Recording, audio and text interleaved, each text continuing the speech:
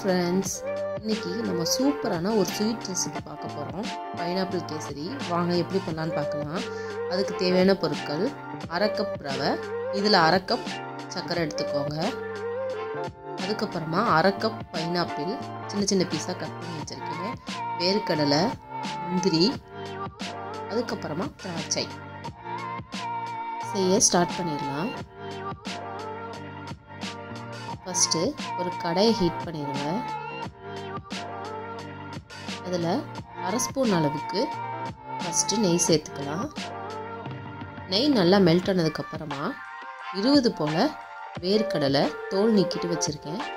அதை சேர்த்து மிதமான தீயில லைட்டாக 1 நிமிஷம் போல் வறுத்து எடுத்துக்கோங்க.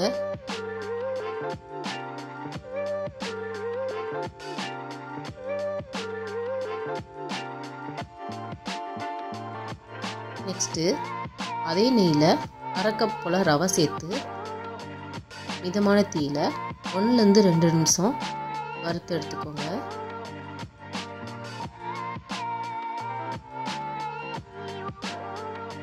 ரவை நல்லா வறுபட்டுருச்சு.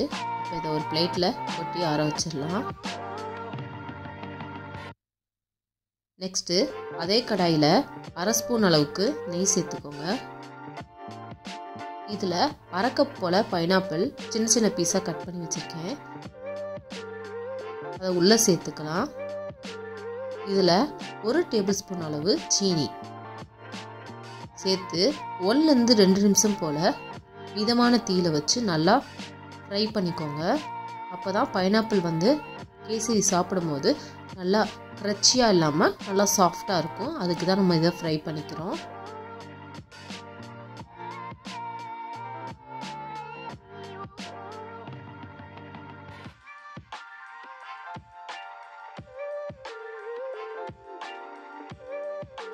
நல்லா ஃப்ரை ஆயிடுச்சு. இப்போ 1/2 கப் ரவைக்கு 3 கப் அளவுக்கு தண்ணி சேர்த்துக்கிறேன். தண்ணி நல்லா கொதிச்சு வரட்டும். சேர்த்துருக்க பைனாப்பிள் எல்லாம் நல்லா வெந்து மேலே வந்துருச்சு, கொதிக்க ஆரம்பிச்சிருச்சு. இந்த டயத்தில் நம்ம வறுத்து எடுத்த ரவையை உள்ளே சேர்த்துடலாம்.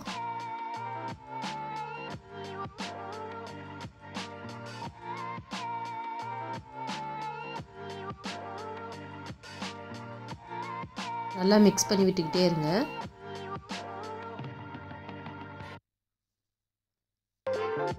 ஓரளவுக்கு நல்லா கட்டியாகி வந்துருச்சு.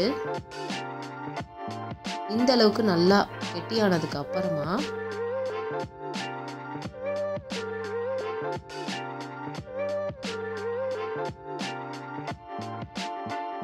கொஞ்சமா எல்லோ ஃபுட் கலர் ஆட் பண்ணிக்கிறேன். நல்லா கலந்து விட்டுடலாம்.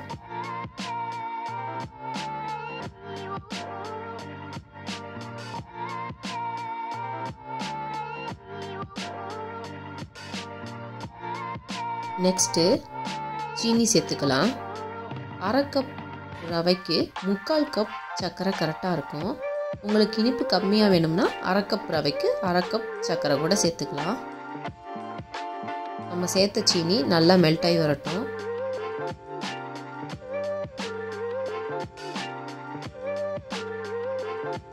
கொஞ்சமாக டேஸ்ட்டுக்காண்டி 1 பிஞ்ச் உப்பு சேர்த்துடலாம்.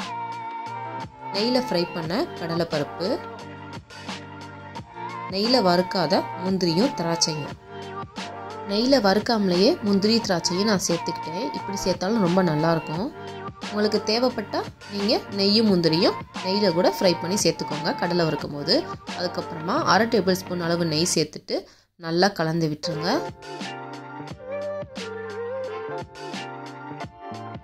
அவ்வளோதான், ஸ்டவ் ஆஃப் பண்ணிடலாம். சுட சுட சுவையான பைனாப்பிள் கேசரி ரெடி ஆயிடுச்சு.